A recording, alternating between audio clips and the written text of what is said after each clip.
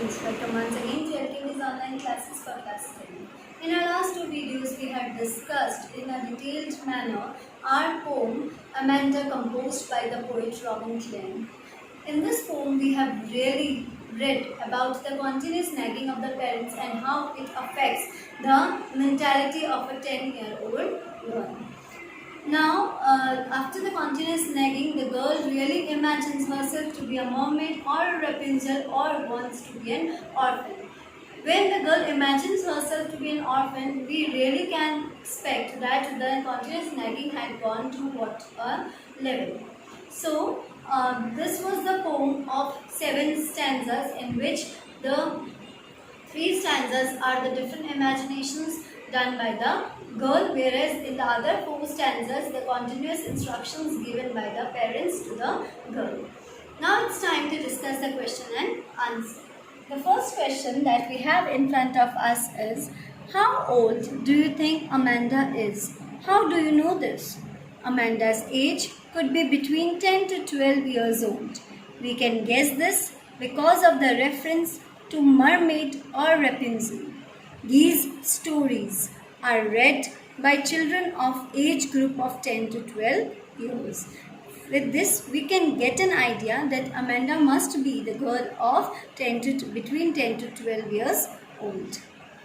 Second question. What could Amanda do if she were a mermaid? The little girl Amanda, she wants to be a mermaid and the only resident of the beautiful green sea. She thinks that her life will be very relaxing in the sea and she will be taken away with the currents of water. That means with the flow of water, she can go anywhere without the restriction of anyone. She will be able to enjoy her freedom. Next question. Is Amanda an orphan? Why does she say so? No, Amanda is not an orphan, as she is constantly being pointed out by one of her parents in the poem. She said so because she is sad and depressed because of the continuous scolding and nagging which she faces because of her parents. Therefore, she feels that it would have been much better and peaceful if she would have been an orphan. The continuous nagging of the parents had made Amanda to think to such an extent. Next question. Do you know the story of Rapunzel, students? Why does she want to be Rapunzel? The story of Rapunzel is of a girl who is captured by an old witch in a tower. The old witch climbs up the tower with the help of Rapunzel's very long hair, which she lets down for her through a window of the tower. One day, a prince visits her by climbing the tower with the help of her long hair. When the witch comes to know this, she separates both of them. But both Rapunzel and Prince meet after a gap of many years and then live their life happily. Amanda wants to be Rapunzel because she knew that in the story there was no staircase to enter the tower. It was only possible with the help of Rapunzel's long hair that she would let down to help others to climb. Amanda feels that life in the tower will be very calm and nice, and also makes it a point to never let her hair down for anyone, as she doesn't want to get disturbed by visitors. See, she wants to live all alone in the tower also. So she doesn't want anyone to live or to come in the tower. A girl of 10 years old thinks herself to be an orphan, a mermaid or a Rapunzel. This is only because every now and then she is nagged by her parents and she wants to run away from the house. The next question. What does the girl yearn for? What does this poem tell us about Amanda? The girl Amanda yearns for freedom and peace in her life. She is constantly reminded of her mistakes. Her parents want her to follow the code of conduct of good behavior. They are doing so because they they want their child to be well-mannered and obedient. But while doing this, they forgot that she is a child and should be allowed some freedom.